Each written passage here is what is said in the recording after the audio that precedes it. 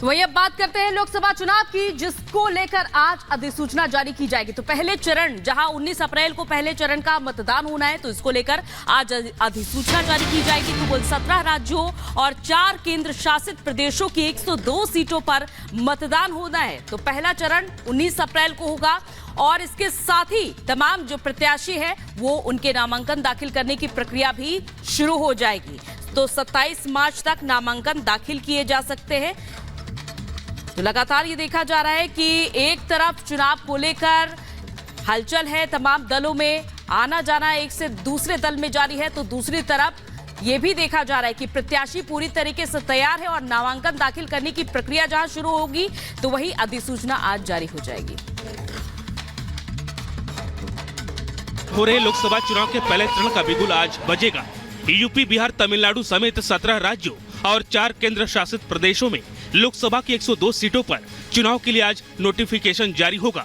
इसके साथ ही पहले चरण की सीटों के नामांकन की प्रक्रिया भी आज से शुरू हो जाएगी, जिसके बाद उम्मीदवार नामांकन पत्र दाखिल कर सकेंगे।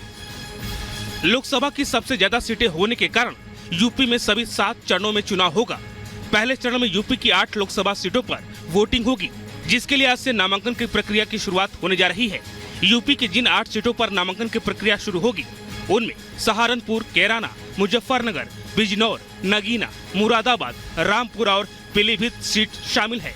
नामांकन पत्र दाखिल करने की आखिरी तारीख 27 मार्च तय की गई है। नामांकन भरने की प्रक्रिया सुबह 11 बजे से शुरू होगी, जो दोपहर 3 बजे तक चलेगी, जबकि नामांकन पत्रों की वापसी के लिए 30 मार्च की तारीख तय की गई है। 19 अप्रैल को इन सीटों के लिए वोट डाले जाएंगे। मतदान के बाद वोटों की गिनती 4 जून को होगी।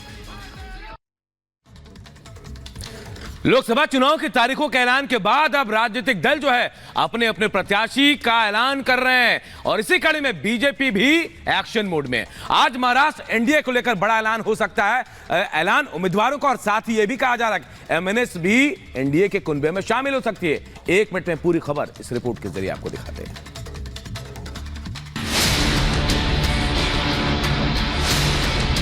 महाराष्ट्र की सियासी उठापटक अब मुंबई से लेकर दिल्ली तक जारी है। महाराष्ट्र को इस बार लोकसभा चुनाव का निर्णायक राज्य बताया जा रहा है, लिहाजा बीजेपी कोई कोर कसर नहीं छोड़ना चाहती। ऐसे में मंगलवार को अमित शाह और राज ठाकरे की 1-to-1 मुलाकात हुई। सूत्रों से खबर है कि एमएनएस और एनडीए में गठबंधन का फार्मूला लगभग तय है। महाराष्ट्र में राज ठाकरे को 1 लोकसभा और 1 राज्यसभा की सीट दे सकती है बीजेपी। महाराष्ट्र में एनडीए की सीट शेयरिंग पर अभी बात नहीं बन पाई है। कुछ सीटों पर अभी भी पेच फंसा हुआ है। इसी सिलसिले में आज बैठक हो सकती है। बैठक के बाद सीट शेयरिंग को लेकर कोई फैसला होने की उम्मीद है। वहीं एक तरफ राज ठाकरे ने मुंबई में अपने पार्टी के नेताओं की मीटिंग कल बुलाई है, तो दूसरी तरफ सीएम एकनाथ शिंदे ने भी सांसदों और विधायकों की कल बैठक बुलाई है। बता दें कि महाराष्ट्र में 48 लोकसभा सीटों के लिए 5 चरणों में चुनाव होना है, जो 19 अप्रैल से इसकी शुरुआत हो जाएगी। Bureau report, Republic Bharat. तो लगातार मंथन हो रहा और लिस्ट जारी की जा रही है। तो वही कांग्रेस की ओर से आज तीसरी लिस्ट जारी की जाएगी, जहां 11 राज्यों के 80 उम्मीदवार तय किए गए हैं। देखिए 1 मिनट में पूरी खबर।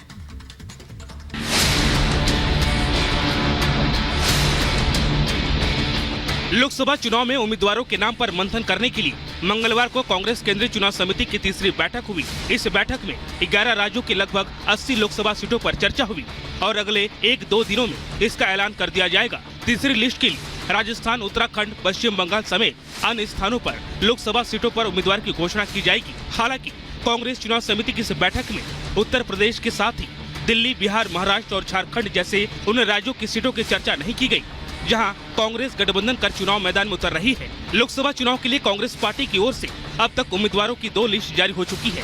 पहली लिस्ट में 39 नाम शामिल थे, जबकि दूसरी लिस्ट में 43 प्रत्याशियों का ऐलान किया था। सूत्रों के मुताबिक कांग्रेस पार्टी ने पश्चिम बंगाल में लोकसभा की 42 सीटों में 12 पर उम्मीदवार तय कर दिया है। पार्टी ने बंगाल कांग्रेस अध्यक्ष अधीर रंजन चौधरी के टिकट पर भी मुहर लग गई है। Bureau report, Republic Bharat. Lok Sabha चुनाव को लेकर कई अहम बैठकें चल रही है। शाह और जेपी नड्डा जो है कई राज्यों के कोर कमेटियों के साथ बैठक भी कर रहे हैं। उम्मीदवारों के नाम पर मंथन हो रहा है। रिपोर्ट आप सबको दिखाते हैं।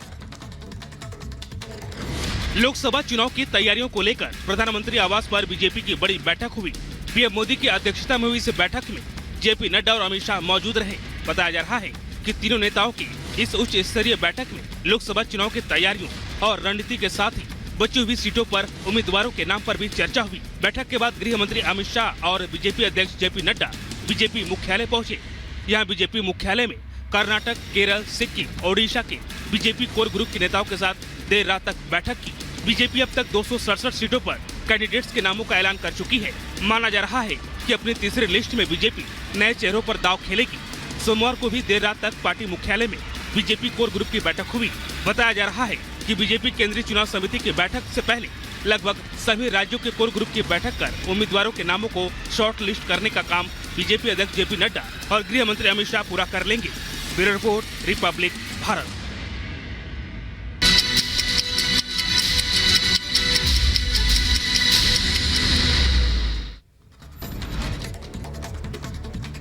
बदायूं में 2 बच्चों की कुल्हाड़ी से गला रेत कर की गई हत्या। सगे भाई थे दोनों बच्चे। मंडी चौकी के पास का मामला। यूपी के बदायूं हत्याकांड का आरोपी जावेद पुलिस मुठभेड़ में ढेर। 2 बच्चों की गला रेत कर हत्या कर फरार था आरोपी। पुलिस एनकाउंटर में मारा गया। बदायूं में आरोपी साजिद और जावेद के एनकाउंटर के बाद की तस्वीरें सामने आई। 2 बच्चों की हत्या मामले में चल रहा था फरार। बदायूं में आरोपी से मुठभेड़ में एक सिपाही भी हुआ घायल। अस्पताल में कराया गया भर्ती। 2 सगे भाइयों की हत्या के बाद इलाके में आगजनी और तोड़फोड़ की तस्वीरें सामने आई। हालात को देखते हुए इलाके में भारी पुलिस फोर्स की तैनाती। तनावपूर्ण हालात को लेकर एडीजी समेत आला अधिकारियों ने इलाके का दौरा किया। स्थानीय लोगों से शांति बनाए रखने की अपील की है। पीएम मोदी के आवास पर मंगलवार को हुई बड़ी बैठक। लोकसभा चुनाव को लेकर बैठक हुई। गृह मंत्री अमित शाह, जेपी नड्डा मीटिंग में मौजूद रहे। आगामी लोकसभा चुनाव को लेकर मंगलवार देर रात तक बीजेपी मुख्यालय में कोर ग्रुप की बैठक हुई। बैठक में गृह मंत्री अमित शाह, जेपी नड्डा रहे मौजूद। 22 मार्च को हो सकती है बीजेपी केंद्रीय चुनाव समिति की बैठक। लोकसभा चुनाव के लिए उम्मीदवारों की तीसरी लिस्ट पर लगेगी मुहर। राहुल गांधी के शक्ति वाले बयान पर बीजेपी ने कांग्रेस को घेरा। रविशंकर बोले, राहुल ने देश की आस्था संस्कृति का अपमान किया। सिर्फ वोट बैंक के लिए करते हैं हिंदू आस्था का अपमान। 21 मार्च से 2 दिवसीय भूटान के दौरे पर जाएंगे पीएम मोदी। पीएम के दौरे को लेकर तैयारियों में जुटा है पूरा भूटान। तस्वीरें सामने आई। जम्मू कश्मीर के रामबन में जमीन धंसने का मामला। भूस्खलन से दर्जनों घर हुए क्षतिग्रस्त। मुंबई में डीआरआई ने इंडोनेशियाई और थाई की 2 महिला तस्करों को पकड़ा। करीब 100 करोड़ की 9 किलो से ज्यादा की कोकीन बरामद की। पश्चिम बंगाल के कूच बिहार में दिनहाटा में टीएमसी और बीजेपी समर्थकों में झड़प। इलाके में फैला तनाव। बीजेपी ने टीएमसी कार्यकर्ताओं पर हमले का आरोप लगाया है।